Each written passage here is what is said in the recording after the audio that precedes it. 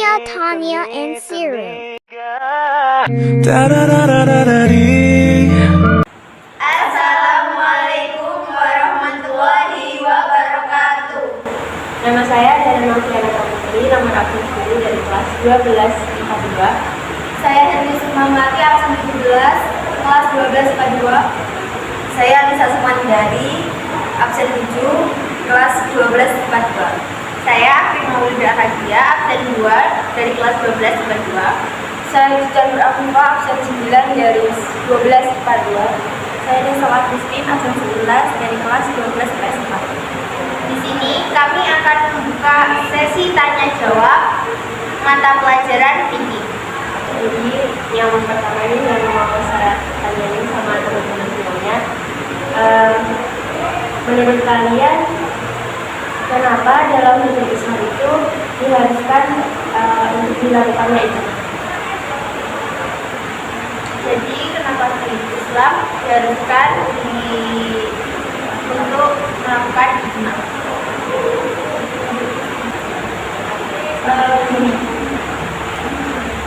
Kan karena seiring perkembangan zaman itu banyak muncul berbagai hal yang tidak ditentukan hukumnya, sehingga diperlukan ijma untuk menemukan suatu hukum dari perkara yang belum ada hukumnya tersebut.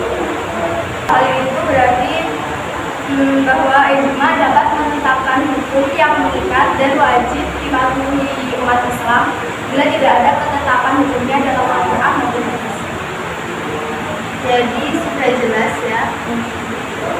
Selanjutnya ada yang mau bertanya? Saya mau bertanya pada teman-teman, maksud dari hukum furu' dalam pelajaran usul fikih itu apa ya?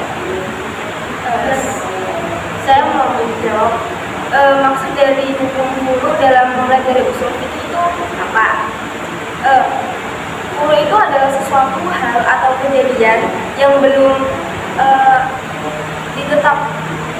yang belum ada padanya nas hukum yang akan ditetapkan hukumnya melalui kias. Contohnya itu seperti makan biawak yang belum ada hukumnya gitu. Gimana? Udah mungkin ada yang mau tanya lagi atau yang mau apa gitu? Mungkin ada yang kurang paham. Kayaknya jelas. Kita lanjut pertanyaan selanjutnya. Oh ya, saya pernah baca ya saya tuh pernah menemukan di TikTok kalau saya juga pernah mengalami ketika saya sedang haid. Menurut Islam menurut kayak hadisnya itu kan ada yang mengatakan kalau keramas dan memotong itu tidak boleh, sedangkan yang hadis yang di sana itu boleh. Terus kalau menurut kalian semua itu saya itu harus mengambil yang mana? Yang boleh memotong kuku atau yang tidak boleh? Jadi gini, kan kita itu sebagai umat muslim kita menganut imam mazhab. Kan ada 4 imam mazhab. Di Indonesia ini mayoritas kita semua itu menganut Imam Syafi'i. Untuk Imam Syafi'i sendiri itu tidak ada larangan untuk memotong kuku atau mensisir rambut seperti itu, karena setahu saya dalam hadis itu hanya dianjurkan untuk tidak memotong. Jadi hukumnya sendiri bukan haram. Sebagai contoh, kalau kalian itu punya adik kecil, terus kuku kalian panjang, mau nyewa adiknya, kalau punya panjang kan sakit, jadi harus dipotong seperti itu. Jadi hukumnya itu bukan haram, tapi kan dianjurkan gitu. Jadi kalau tetap diterapkan pun juga nggak apa-apa. Benar, aku mau tanya, kan itu tadi memotong gitu ya. Terus misal ada kan beberapa orang yang bilang kalau ada rambut atau dibuatin itu harus dikumpulin, disuciin bareng.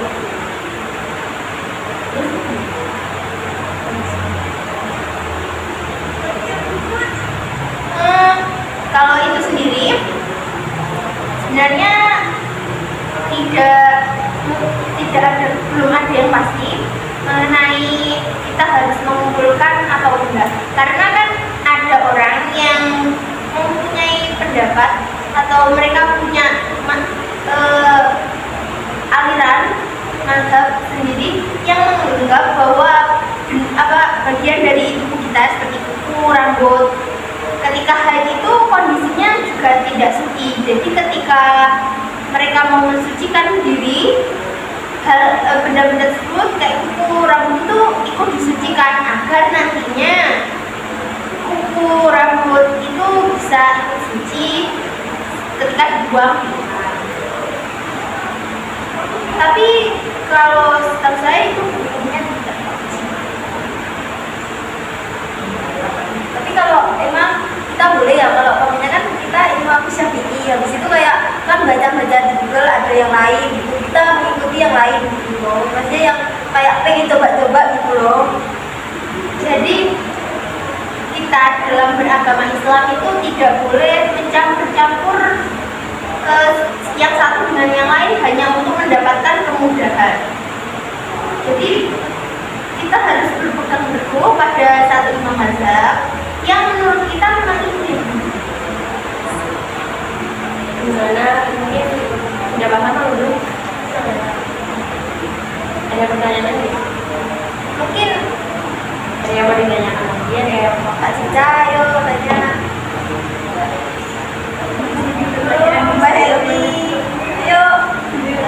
Saya mau tanya ya, jadi gini, ketika kita punya niat untuk berbuat dosa, tapi kita belum sampai ngelakuin, kayak kita punya niat untuk berbuat dosa, tapi pada akhirnya kita nggak ngelakuin, itu tuh termasuk perbuatan yang dosa atau tidak? Dicatat sebagai dosa atau tidak? Saya mau menjawab.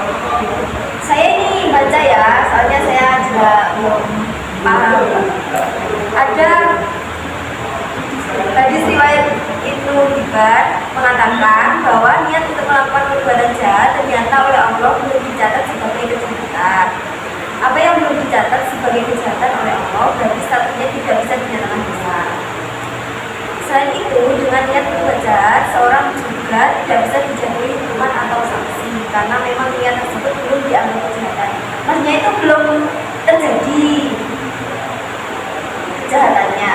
Jadi walaupun itu belum dicatat sebagai dosa, Karena kita itu belum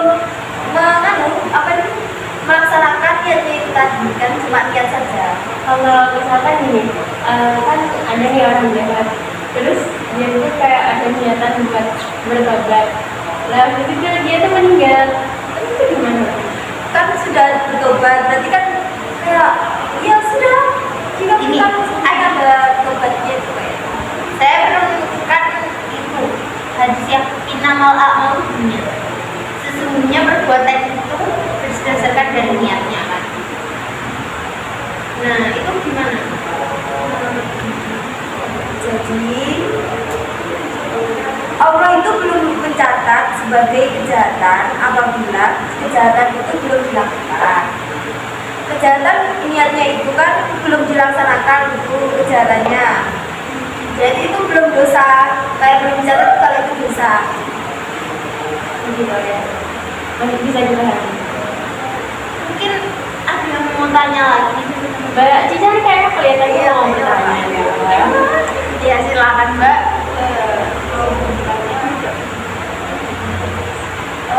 Ketika kita nge-post atau share video atau kita yang tidak menurut Allah di media sosial contohnya, lalu kan dilihat banyak orang, gak cuma satu aja nggak ya?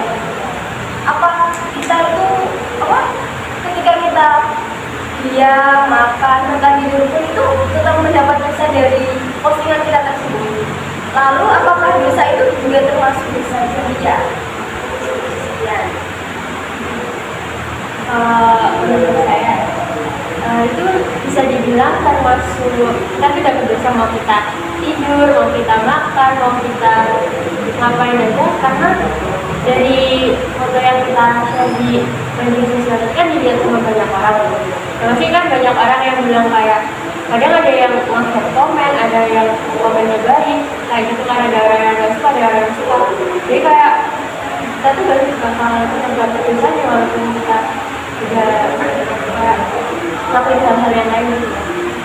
Oh, saya mau. Terus kalau ini kan ada terus juga dapat pena dan dari 3 orang, yaitu orang yang tidur hingga yang bangun, dari anak kecil hingga yang dewasa, dan dia orang yang gila hingga ia berakal atau sadar. Berarti penanya yang dimaksud itu penulisan dosa atau apa? Kan katanya tadi kalau kita tidur tetap mendapat dosa. Tapi kalau ini, jadi perbuatan yang dilakukan Mbak Cica tadi menurut saya itu termasuk dalam perbuatan dosa jariah, yaitu dosa yang walaupun orangnya itu melakukan hal-hal lain, selama dosa itu masih ada, itu tetap mengalir dosanya. Karena apa? Karena walaupun Mbak semua orangnya itu lagi tidur, tapi kan auratnya tetap terlihat dari foto yang diposting tersebut, dan banyak orang yang melihat. Enggak semuanya orang yang mahram, yang bukan mahram kan juga bisa melihat. Jadi hal tersebut itu tetap saja menjadi dosa yang terus-menerus mengalir kepada orang yang memposting. Jadi kita semua itu harus hati-hati dalam memposting segala sesuatunya, diperiksa terlebih dahulu agar nantinya nggak menimbulkan hal-hal yang membuat mudor atau keburukan. Lalu ketika kita sudah sadar lalu tidak menghapus foto atau video tersebut, lalu apa tuh kayak media sosialnya itu kita selanjutnya itu lupa gitu, kayak udah dihapus gitu. Lalu bagaimana cara menghapusnya gitu, atau bertaubat saja atau gimana? Jadi gini, kalau itu bertaubat itu kita harus memohon ampun kepada Allah atas apa yang dosa-dosa yang kita lakukan. Tapi kalau menurut saya, seiring dengan perkembangan zaman seperti sekarang ini, pasti ada aja cara untuk menghapus foto itu. Bisa saja diblokir atau menggunakan akun orang lain untuk melaporkan foto tersebut, kan akhirnya nanti diblokir oleh pihak aplikasi. Jadi di era sekarang ini yang perkembangan zamannya sangat pesat, saya kira banyak cara yang bisa dilakukan. Tapi ya yang utama pasti memohon ampun. Tanya lagi, kan selai rambut kita perempuan terlihat oleh yang bukan mahram kita. Selai saja itu kan udah mendapat dosa ya. Tapi jika rambut kita itu rontok lalu dilihat oleh lawan jenis itu gimana hubungan? Atau apa kita tuh udah dosa itu? Karena rambutnya sudah rontok gitu.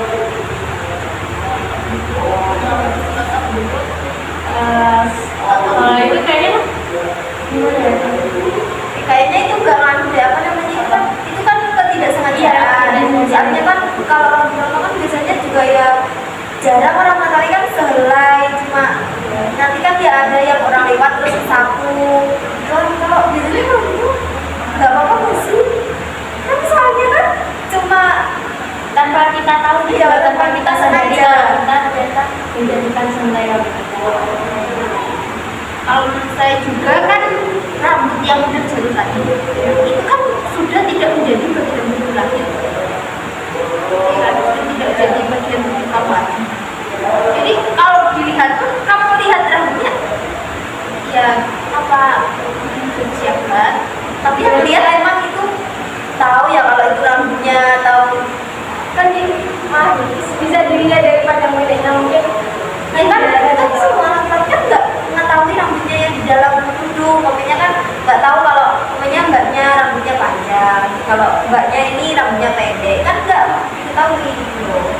Mungkin maksud dari hadis atau yang Mbak Cica bilang tadi kan sehelai rambut itu nggak boleh kelihatan, itu karena apa? Itu menegaskan bahwa kita itu tidak diperbolehkan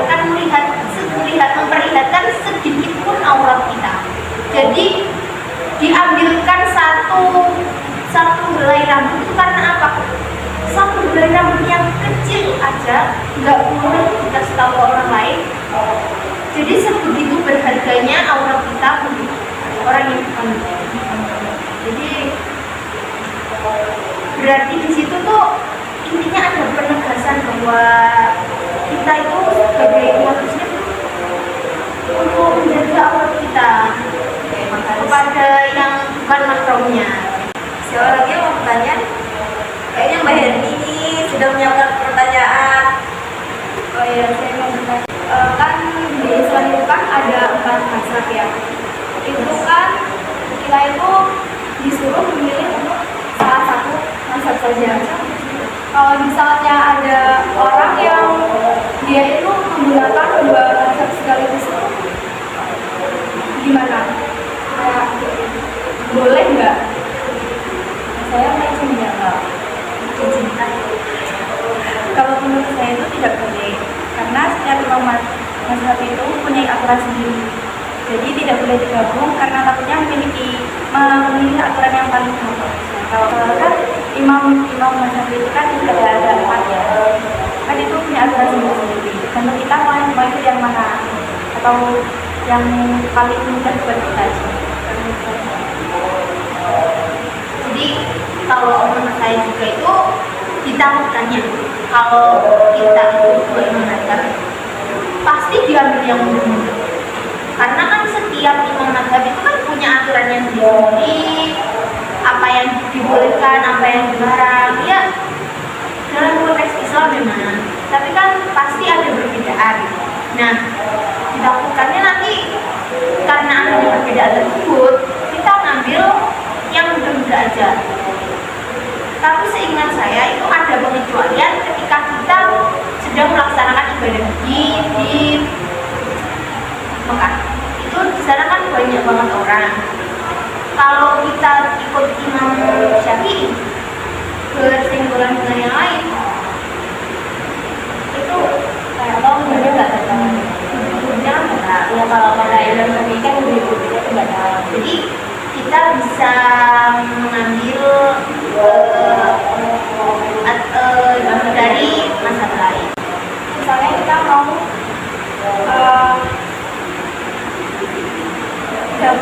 dapat informasi itu dari internet atau media sosial, terus kita itu ngelakuin aturan itu. Nah, kita kan mazhabnya kan Imam Syafi'i. Kalau misalnya ternyata itu dari mazhab lain kayak itu Imam Maliki, Hambali atau yang lainnya, tapi kita nggak tahu itu kita pakai. Jadi segala ketidaktahuan insya Allah dimaafkan oleh Allah. Jadi sebenarnya kan apapun aturannya itu kan masih dalam konteks Islam kan.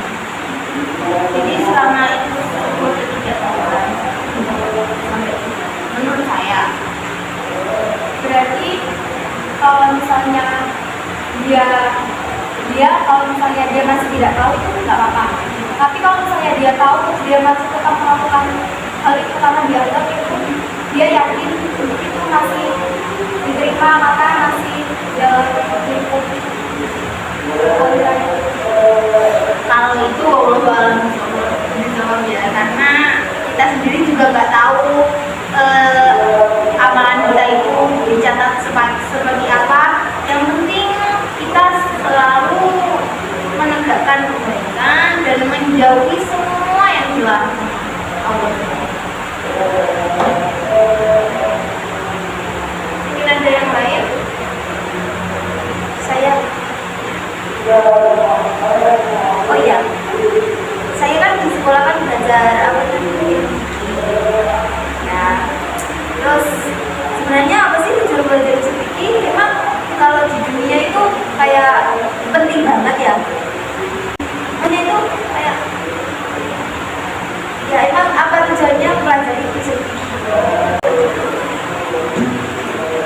Saya menjawab, apa sih tujuan dari mempelajari usul fikih itu? Jadi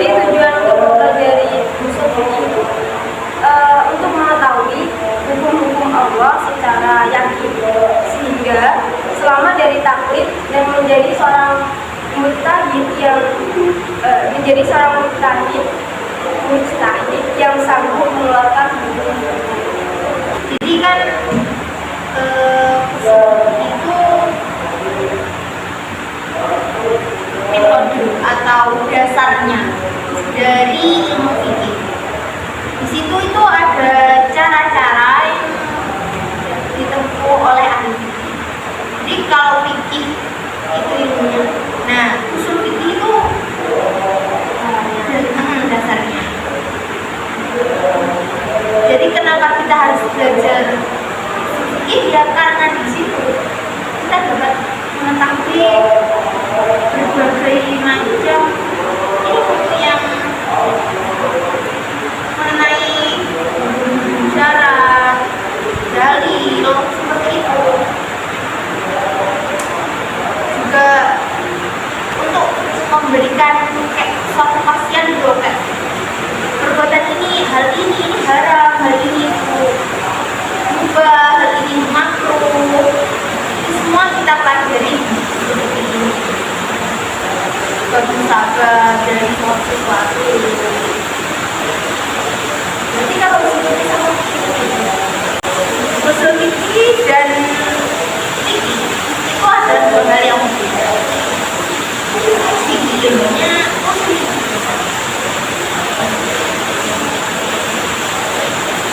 Bulan ada yang bertanya saja kalau kita akhirin aja nih sesi tanya jawab. Tanya panjang ya. Satu kali ya.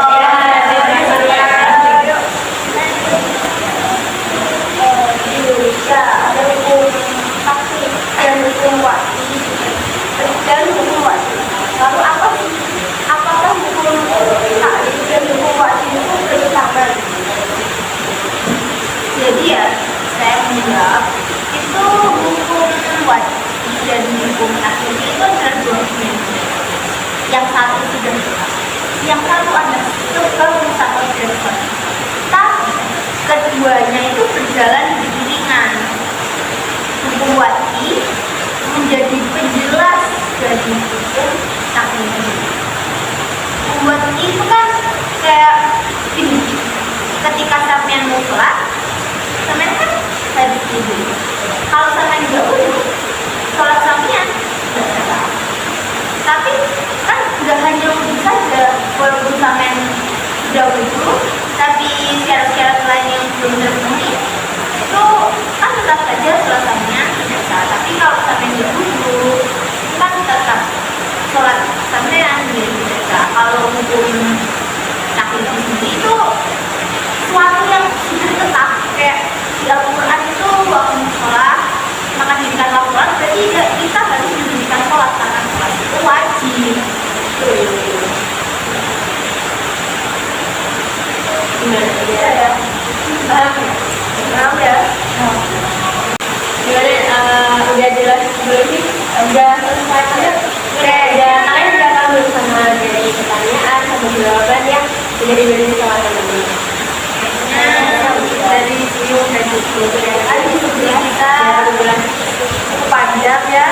Gak kerasa ternyata waktunya benar cepat. Jadi sebelum kita tutup sesi tanya jawab ini, kita mau membuat ada satu pertanyaan buat para penonton, Para siswa itu ya. Jadi di Indonesia itu kan memiliki dasar hukum Pancasila dan Undang-Undang Dasar 1945 yang sesuai dengan syariat Islam. Tapi kenapa di Aceh sendiri masih menggunakan hukum Islam? Berarti Aceh tidak mengikuti Undang-Undang Dasar 1945. Mungkin para penontonnya bisa jawab, bisa dikomen. Bisa di komen di bawah. Ya. Mungkin jangan lupa like ya, teman-teman. Ya, like, komen, dan semua. Mohon maaf kalau ada banyak salahnya. Kalau salah ya tidak apa-apa, dimaafkan teman-teman. Mohon maaf kalau ada salah-salah buat dari kita. Bermanfaat. Mohon maaf. Sekian dari kami. Wassalamualaikum warahmatullahi wabarakatuh. Bye. 감사합니다. 널 보고 있음 음악이 baby